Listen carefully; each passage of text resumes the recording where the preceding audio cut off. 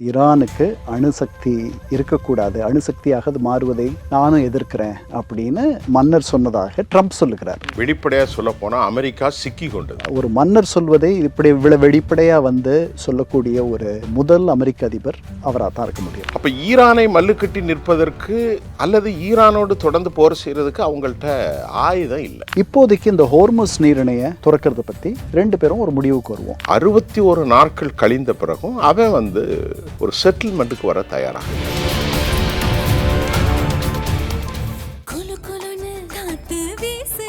உங்கள் சத்யாவில் குளு குளு AC offer. Periyar Maniammai Institute of Science and Technology, Tanjavur. ECE with specialization in AI and ML, IoT, robotics and industrial automation. ஈரானுக்கு அணுசக்தி இருக்கக்கூடாது, அணுசக்தியாக அது மாறுவதை நானும் எதிர்க்கிறேன் அப்படின்னு மன்னர் சொன்னதாக ட்ரம்ப் சொல்லுகிறார். இந்த வெளியில் தெரிஞ்ச உடனே மன்னர் தரப்பிலிருந்து அவருடைய செய்தி தொடர்பாளர்கள் என்ன சொல்கிறாங்க, அரசோட கொள்கை என்னன்னு எனக்கு தெரியும். அதாவது இங்கிலாந்து அரசு தன்னுடைய அரசு இந்த மாதிரி அணு சக்தி பரவலை தடுக்க வேண்டும் என்ற எண்ணம் கொண்டது தான், அதைத்தான் அப்படின்னு சொல்லிட்டு அதை முடிச்சிட்டாங்க. ஒரு மன்னர் சொல்வதை இப்படி வெளிப்படையாக சொல்லக்கூடிய ஒரு முதல் அமெரிக்க அதிபர் அவராக தான் இருக்க முடியும். இது தனிப்பட்ட முறையில் ஒரு தேநீர் விருந்தின் போது சொல்கிறது, அதுக்கப்புறம் ஒரு விருந்து தரும்பொழுது பேசப்படுறதெல்லாம் வெளியில் பொது வெளியில் பேசக்கூடிய ஒருவராக அதிபர் ட்ரம்ப் இருப்பதை நம்ம பார்க்குறோம். இது ஒரு பக்கம். வெளிப்படையாக சொல்ல போனால் அமெரிக்கா சிக்கி கொண்டது அப்படிதான் நம்ம சொல்லணும். அமெரிக்கா எப்படி சிக்கப்பட்டு கொண்டாங்கன்னா, அமெரிக்காவுக்கு இப்போ எப்படின்னா ஒரு கேவலமான ஒரு மோசமான லெவல் போச்சு. உலக அளவில் அமெரிக்காவுக்கு அழுத்தம், அதாவது பொருளாதார அழுத்தம், உள்நாட்டு சந்தையில் மக்களுடைய அழுத்தம், தேர்தலை எதிர்கொள்ளக்கூடிய நேரம், ஈரானை மல்லு கட்டி நிற்பது சாத்தியமல்லது. எவ்வளோ காலம் மல்லு கட்டுவீங்க? எல்லாமே ஒரு வரையறை தானே, எல்லாமே ஒரு குறிப்பிட்ட நாட்களுக்கு அப்புறம் அது இப்படித்தாயிரும். அப்போ ஈரானை மல்லு கட்டி நிற்பதற்கு அல்லது ஈரானோடு தொடர்ந்து போர் செய்கிறதுக்கு அவங்கள்ட்ட ஆயுதம் இல்லை. இது ஏற்கனவே டேவிட் கெய்ன் அப்படி சொல்லியிருந்தார். இப்போ இல்லை, பாம் பீச்சில் 2025 ஜூலை மாதம் இந்த போர் ஒரு குழப்பம் வருது ஈரானில். அப்போது டேவிட் கெய்ன் சொல்கிறார், அவர் முக்கூட்டு படைகளுடைய convener or supervisor or joint coordinator அப்படி வேணால் எடுத்துக்கிடுங்க. எல்லா படைகளுக்கும் பொறுப்பானவர், குடோனில் என்னென்ன சரக்கு இருக்குது என்ன மாதிரி எல்லாமே சொல்லக்கூடாது. அவர் சொல்கிறாரு, பாம் பீச்சில் வச்சு mister president having very low arms, நம்மள்கிட்ட ரொம்ப குறைந்த அளவுக்கு தான் இருக்குது, இம்பாசிபிள் டு என்டர் பேட்டில், ஒரு வாரத்துக்கு மட்டும்தான் நம்மள்கிட்ட போகும் அப்படின்னு ஒரு செய்தி அவர் சொல்கிறார். அப்பாஸ் அராக்சி ஈரான் வெளியுறவு அமைச்சர் போன வாரம் முழுக்க நிறைய பயணம் பண்ணார். முதல்ல டெஹ்ரான்லேருந்து இஸ்லாமாபாத் வந்தார். அங்கே இருக்கக்கூடியவர்களெல்லாம் சந்திச்சுட்டு முப்படை தளபதி ஆசிம் முனிர், அவங்களுடைய பிரதமர் ஷெபாஸ் ஷெரீஃப் அவங்கள சந்திச்சுட்டு ஒமான் போனார். ஒமானில் அங்கே அந்த சுல்தானை பார்த்தார். ஒமான் இந்த பாகிஸ்தானிகள் உள்ளவர வரைக்கும் 2009 இன்னைக்கு இவர்கள் பாகிஸ்தானிகள் வர வரைக்கும் மத்தியஸ்தம் செய்த நாடு, அமெரிக்காவுக்கும் ஈரானுக்கும் வேண்டிய ஒரு நாடு. யார் டெமோக்ராட் செட்டப்பில் எலெக்டட் பண்ணியிருக்கா, தே ஷுட் ஹாவ் அவர்கள் மட்டும்தான் responsibility to revealed in everything. எதையும் ரிவீல் பண்ணணும், வெளியே சொல்லணும் அவங்க தான், நாங்கள் சொல்ல முடியாது அப்படின்ட்டு அவர் மலுப்பலான பதிலை அளிச்சிட்டார். இதை ஏன் சொல்கிறோம்னா, அன்றைக்கே ஆயுதங்கள் இல்லை அப்படிங்கிற ஒரு லெவலில் தெரிஞ்சு ரொம்ப பக்கத்தில் இருக்குது, ஈரானுக்கு பக்கத்தில் இருக்குது. இப்படிப்பட்ட ஒரு நாடு இப்போ அதனுடைய பங்கு என்னன்னு தெரியல. அது கடைசியில் இந்த போர் தொடங்கும் பொழுது அவசரப்பட்டுட்டார், நல்லபடியாக கூடி வந்துச்சு அப்படின்ட்டு அவர்களுடைய மத்தியஸ்தர், அவங்களுடைய வெளியுறவு அமைச்சர் அவர் பதிவு போட்டதெல்லாம் நம்ம பார்த்தோம். அது அவர்களுடைய நிலை இல்லை, எங்கிருந்தோ வரணும். கப்பல்கள் அவ்வளவையும் கொண்டு நிறுத்தினாங்க. யுஎஸ்எஸ் ஆப்ரஹாம், ட்ரிப்போலி, ஜெரால்ட் ஆர்ஃபோர்ட், இது இன்னும் நிறைய கப்பல்கள். எஃப் சீரியஸுடைய ஃப்ளைட் ஃபுல்லாக கொண்டு நிறுத்துகிறாங்க, பங்கர் பஸ்டரை கொண்டு நிறுத்துகிறாங்க, ரெடார் சிஸ்டத்தை கொண்டு நிறுத்தினாங்க. இது மட்டும் இல்லை சார், அமெரிக்கா இவ்வளவையும் கொண்டு நிறுத்தி அமெரிக்காவுடைய 13 தளங்களில் இருந்து அடித்தாங்க. சுற்றி அமெரிக்க தளங்கள் தானே. அணு தொடர்பான பேச்சுவார்த்தைகளை நம்ம ஒத்தி போடலாம், அது பின்னாடி பேசிக்கலாம், அதுக்கு ஒரு முடிவு பின்னாடி எடுத்துக்கலாம். இப்போதைக்கு இந்த ஹோர்முஸ் நீரிணையை துறக்கிறத பற்றி ரெண்டு பேரும் ஒரு முடிவுக்கு வருவோம் அப்படின்றது தான் அவங்களுடைய முன்மொழிவு அப்படின்ற மாதிரி பல பேர் சொல்கிறாங்க. அவர் நேற்றோ அதற்கு முன்தினமோ அதிபர் ட்ரம்ப் அவருடைய ஆலோசகர்களோட அந்த முன்மொழிவை அவர் கலந்து பார்த்தார், அது தொடர்பாக ஒரு கலந்தாய்வு நடத்தினார் அப்படின்றதையும் நம்ம பார்க்குறோம். 61 நாட்கள் கழிந்த பிறகும் அவன் ஒரு செட்டில்மெண்ட்டுக்கு வர தயாராக இல்லை. அவங்க டிமாண்டு கடுமையாக இருக்குது. இப்போ நீங்கள் கேட்டீங்க என்ன சொல்கிறாங்க அப்படின்னு நீங்கள் கேட்டீங்க. பாகிஸ்தானில் first peace negotiation had been done. ஆனால் அது கொலாப்ஸ்டு. அது முடிஞ்சு போச்சு, ஆனால் கொலாப்ஸ் ஆயிட்டு. அப்போது இவங்க நெகோசியேட்டுக்கு ஒரு 10 கருத்துக்களை வச்சாங்க. 10 பாயிண்ட்ஸ் ஆஃப் நெகோசியேஷன். இவர்களுக்கு ஒரு அணு பரவாமை ஒப்பந்தம் எப்படி பண்ணுறதுன்னு தெரியல, புத்திசாலியாக மாறுங்கள், என்ன நான் இவ்வளவு நல்லவனா எப்பவும் இருக்க மாட்டேன் அப்படின்னு ஒரு பதிவு போட்டிருக்கார். அதனால் அவரை இந்த மாதிரி அப்புறம் அதுக்கு முன்னாடி ஒரு 4-5 நாள் முன்னாடி என்ன சொன்னார், ஈரானிய அரசு கீழே விழுது, இஸ் கொலாப்சிங் அப்படின்ட்டு ஒரு பதிவு, அதை அவர்களே எனக்கு சொன்னாங்க அப்படின்னார். அதுக்கு முன்னாடி என்ன சொன்னார், ஈரானுடைய தலைமை சிதறுண்டு இருக்குது, ஃப்ராக்மெண்டடாக இருக்குது, அது ஒரு யூனிஃபைட் ப்ரொபோசல் தர வரைக்கும் நான் காலவரையின்றி இந்த தற்காலிக போர் நிறுத்தத்தை ஒத்தி வைக்கிறேன் அப்படின்னு சொன்னார். நாங்கள் வில் டேக் மோர் டைம்ஸ், இன்னும் அதிகமான நாட்களுக்கு மாதங்களுக்கு தாக்கு பிடிப்போம் அப்படின்னு சொல்லிட்டாங்க. அப்போ அமெரிக்கா என்ன சொன்னது, உன்னிட்ட கப்பற்படை இல்லை, காலி செய்து விட்டேன். உன்னிடத்தில் வான்படைகள் இல்லை, கால் செய்து விட்டேன். உன்னிடத்தில் காலாட்படைகள் இல்லை, ரேடார்ஸ் எல்லாம் சொன்னாங்க. உன்னிடத்தில் மிசைல் தொழில்நுட்பங்களை அளித்து விட்டோம், ஏவு தளங்களை அளித்து விட்டோம் என்று. ஆனால் அவர்கள் எதையெல்லாம் இல்லை இல்லை என்று சொல்லுகிற போதெல்லாம் அவர்கள் தாக்கி அமெரிக்காவையும் அவர்களுடைய நட்பு நாடுகள் அவ்வளவையும் சிறைப்பிடித்து சிறைச்சேதம் செய்து சின்ன பின்னமாக்கி விட்டார்கள். பாகிஸ்தானிகள் இந்த விளையாட்டை ரொம்ப கவனமாக அவர்களுடைய நிலைக்கு எந்த விதமான பங்கமும் ஊரும் வராமல் இந்த விளையாட்டர் மிக கவனமாக விளையாடுகிறார்கள் அப்படின்னு தான் எனக்கு இவ்வளோ நேரம் தோணுது. ஏன்னா 2 முறை அபாசர் ஆட்சி அவங்கள போய் பார்க்கறதும் வருவதும் எதற்கு அதை பண்ணணும். அதனால் இவர்கள் ஒமான் வெளியே போகிறதுக்கே உங்களுக்கு கிட்டத்தட்ட 16 ஆண்டுகள் ஆச்சு. 16 ஆண்டுகள் இந்த விளையாட்டை அவர்கள் விளையாடினார்கள். அதனால் பாகிஸ்தானிகள் தவிர வேறு யார் இந்த இடத்துக்கு வருவா, இந்த இடத்துக்கு வர்றதுக்கு யார் ஆசைப்படுவா?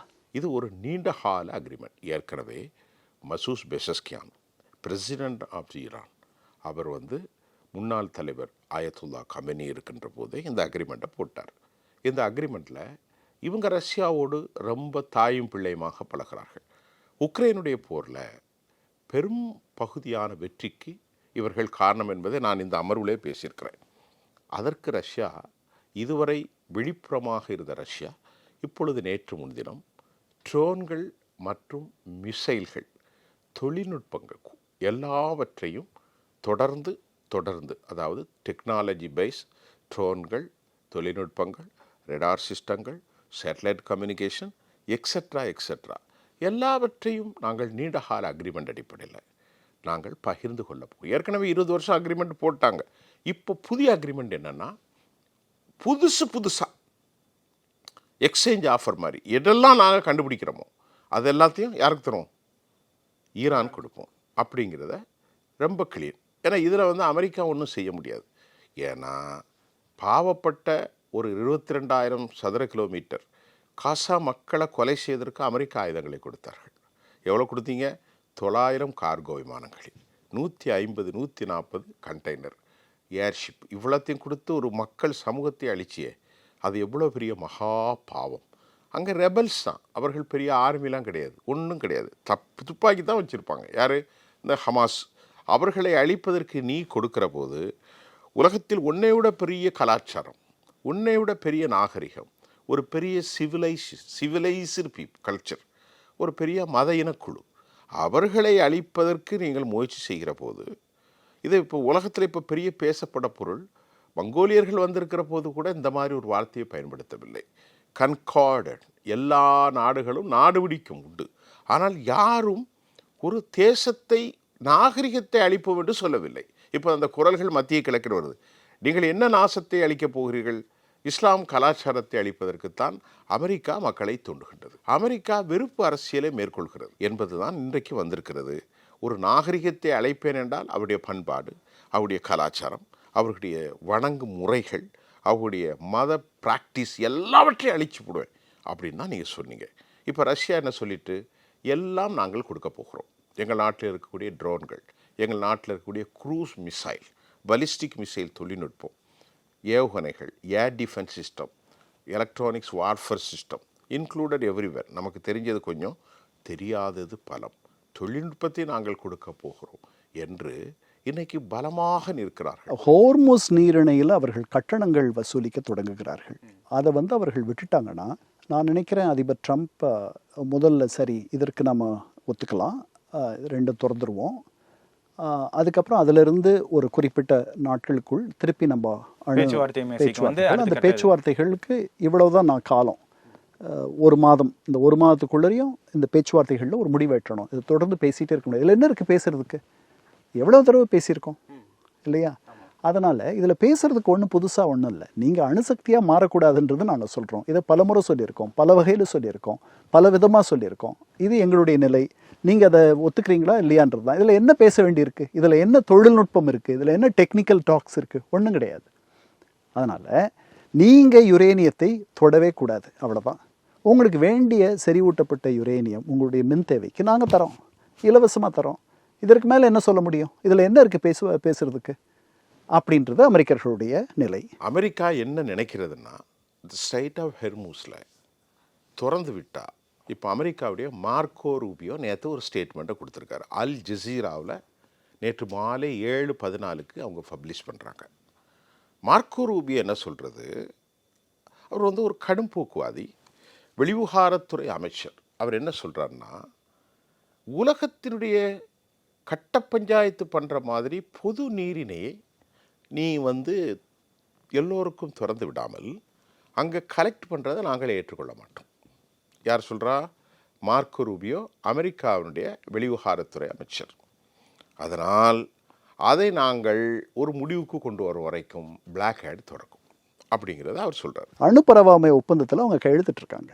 அது கீழே கையெழுத்திட்ட யாருக்கும் இந்த மாதிரி சுதந்திரமாக அவர்கள் செறிவூட்டக்கூடிய தகுதியோ அல்லது அதற்குரிய உரிமையோ கிடையாது. மார்க்கோ ரூபியோ என்ன நினைக்கிறாருன்னா, இவரை விட்டா நமக்கு ரொம்ப சிக்கல். ஏன்னா மத்திய கிழக்கில் இருக்கக்கூடிய இனி எல்லா நாடுகளும் அப்படியே புட்டு புட்டாக போயிடும். 100 வருஷத்துக்கு மேலே ஆதிக்கம் செலுத்திய நாடுகள். 1930களுக்கு மேலே தான் பெட்ரோல் கண்டுபிடிக்கப்படுது. ஈரானில், ஈராக்கில் அன்றைக்கு வெளிநாட்டு கம்பெனிகளான ஈஸ்ட் இந்தியன் கம்பெனி இந்தியாவுக்கு வந்த மாதிரி அவர்கள் பெட்ரோல் இதை கண்டுபிடிச்சாங்க. 1970 அமெரிக்கா இன்னைக்கு ஒரு பெரும் பொருளாதார மண்டலமாக மாறுவதற்கு இந்த பெட்ரோல் வெட்டு. சவுதி அரேபியா, யுனைடெட் அரபு எமிரேட்ஸ், அதாவது அபுதாபி, குவைத்திட எண்ணெய் வயல்கள், பஹ்ரைன், இப்படி ஜோர்டான், எல்லா நாடுகளையும் தனது கண்ட்ரோலில் கொண்டு வந்தான். கத்தர், உலகத்தில் 90% இருக்கக்கூடிய இயற்கை வாயு கத்தரில் தான் இருக்குது. கத்தர் ஒரு அழகான நாடு, ரொம்ப செழிப்பான நாடு. அவர்கள் அனைவருக்கும் பாதுகாப்பு காவல் தெய்வங்களாக இவன் இருந்து கொண்டான், வாட்ச்மேனாக. அவரிடத்தில் எண்ணெய்களை பெற்றுக்கொள்வது, அவரிடத்தில் போர் தளவாடங்களை விற்பது, விற்றுவிட்டது மட்டுமல்ல, யாரும் பயன்படுத்தக்கூடாது, ஆனால் எனக்கு பணம் கொடுத்து விடுங்கள். இதுதான் சிக்கல். இதை இந்த பூனைக்கு யார் மணி கட்டுறதுன்னா அமெரிக்கர்கள் நாங்கள் கட்டுறோன்றாங்க. மற்றவர்கள் அவங்களால கட்ட முடியாது, அவர்கள் இவ்வளவு விலை கொடுத்து இதுக்கு இந்த பூனைக்கு மணி கட்டணுமா அப்படின்னு அஞ்சுறாங்க. இதுதான் இன்னைக்கு நடக்கிற சிக்கல். ஈரான் இந்த ஷாஹினில் ரொம்ப வல்லமையானவர்கள். அது மட்டும் இல்லாமல் அடுத்த கட்ட ரிவேர்ஸ் இன்ஜினியரிங்கில் ரொம்ப டாப் மோஸ்ட் குவாலிட்டி. அவர்கள்ட்ட J-10 விமானங்கள் இருக்கிறது, பழைய விமானங்கள் இருக்கிறது. இப்போது கூட நேற்று வந்த ஒரு தகவல், அவர்களிடத்திலே வான்படைகளும் உஷாராக இருக்கிறது. இதில் பலவிதமான கோட்பாட்டில் ஒரு கோட்பாட்டை நான் உங்களுக்கு சொல்ல தகுதியானவன். கடந்த 20 ஆண்டுகளுக்கு மேல் மழையே கிடையாது எங்கே ஈரானில். ஏன் இவ்வளோ பெரிய வளர்ச்சி அப்படின்னு பார்த்தா, இப்போ மழை பயங்கரமாக பெய்யுது. இதற்கு உண்மை காரணத்தை ஆய்வு செய்கிறார்கள். கத்தரில் வைத்திருக்கக்கூடிய ஏர் டிஃபென்ஸ் ரேடார் சிஸ்டம் இருக்கு இல்லையா, இந்த ரேடாரின் மூலம் குவைத், கத்தர் எல்லாவற்றின் மூலம் மலைகளை நாட்டு மழை இல்லை, மழை பொழிவதை, மேகங்கள் கூடுவதை இவர்கள் ரேடாரின் மூலம் கலைத்து விட்டிருப்பதாகவும். யார்? அமெரிக்கா. இதுவரை இதெல்லாம் யாருக்காவது தெரியுமா? இதெல்லாம் நடக்குமா? சாத்தியமா? ஒரு பெரிய லாஸை கொண்டு பெரிய வறட்சி. இப்போது இந்த 13க்கும் மேற்பட்ட தலங்களில் எல்லாவற்றையும் அடித்து விட்டார்கள் அல்லவா? யார்? ஈரான். இப்பொழுது மழை நன்கு பொழிகிறது. கூடி வந்த மேகங்களில் சில விஷயங்களை கலைத்து விடுவதற்கெல்லாம் அமெரிக்கா எல்லா கூத்தும் செஞ்சுருக்கான். அவனை ஒன்றுமே இல்லாமல் ஆக்கி, அவன் நாட்டை வறுமையிலாக்கி, அவனை சாப்பாடு இல்லாமல் ஆக்கி, அவனது தலைவர்களை கொலை செய்து இத்தனை அநியாயம் செய்திருக்கிறார்கள். இதெல்லாம் உண்மை. இதெல்லாம் ஒரு அத்தன்டிசிட்டியான ஒரு ஆதாரபூர்வமான நிகழ்வு. இத்தனை அநியாயங்களை செய்தப்பறம் இனி அவர்கள் எப்படி பொறுத்து கொள்வார்கள்? இப்போது அவர்களுடைய ஹேண்டு உயர்ந்துட்டு. யார் சொல்லியிருக்கா? நியூயார்க் டைம்ஸ் சொல்லியிருக்கிறது, வால் ஸ்ட்ரீட் ஜேர்னல் சொல்லுது, வாஷிங்டன் போஸ்ட் சொல்லுது, பிபிசி சொல்லுது, ஜெசீரா அப்படியே சப்பத்தாலம் போடுது. இருந்தாலும் அமெரிக்கா இப்போ நெகோசியேஷனுக்கு வந்து தான் ஆக வேண்டும். அதை விட்டால் அவர்களுக்கு வழி இல்லை. எவ்வளவு காலம் பிளாக் ஹெட் போடுவாங்க? எவ்வளவு காலம் எண்ணெய்கள் போக முடியதை தடுக்க முடியும்? அமெரிக்காவில் பெரும் பிரச்சனை வந்துடும். இப்போது 27 வயதுக்கு உள்ளப்பட்ட 70% பேர் அமெரிக்க இளைஞர்கள், அவர்களுக்கு ஹோலோகாஸ்ட்லாம் தெரியாது. இந்த நாட்டின் சேதாரத்திற்கு அனைத்து காரணமும் யூத தான் அப்படின்னு சொல்லக்கூடிய அளவுக்கு நிலைமை மாறி டு பி எக்ஸ்டெண்ட் பெரிய லெவலில் போயிட்டு. ஏன்னா யூதர்களுக்கு எதிரான மனநிலை அமெரிக்காவில் ரொம்ப பெருசாயிட்டு. நம்ம சும்மா இருந்தவனை கொண்டு ஊதி கெடுத்தான ஆண்டின மாதிரி, சங்க ஊதி கெடுத்த ஆண்டி மாதிரி நம்ம நாட்டை இவ்வளவு சிக்கலில் கொண்டு விட்டதுக்கு மூல காரணம் யூதர்கள். அப்போ யூதர்களுக்கு எதிரான ஒரு ஹெட்ரேட் வந்துடுச்சு. அதனால் அவங்க ஈரான் என்ன சொல்கிறாங்க? நாங்கள் பீஸ் நெகோசியேஷனுக்கு தயாராக இருக்கோம், நாம் ரெடியாக இருக்கோம், உங்களோடு நாங்கள் பிஸ்னஸ் பண்ணுறதுக்கு. யாரோடு? அமெரிக்காவோடு பிஸ்னஸ் பண்ணுறதுக்கு. அப்போ இவங்க என்ன செய்யணும்? ஒரு குறிப்பிட்ட அக்ரிமெண்ட்டுக்கு வரணும். அப்போ அடுத்து இப்போ 2 டிமாண்ட் இப்போ என்ன சொல்கிறாங்க? இப்போ இன்றைக்கு காலை வந்த செய்தி. உங்கள் சத்யாவில் குளு குளு AC offer. Periyar Maniamai Institute of Science and Technology, Tanjavur. ECE with specialization in AI and ML, IoT, robotics, and industrial automation.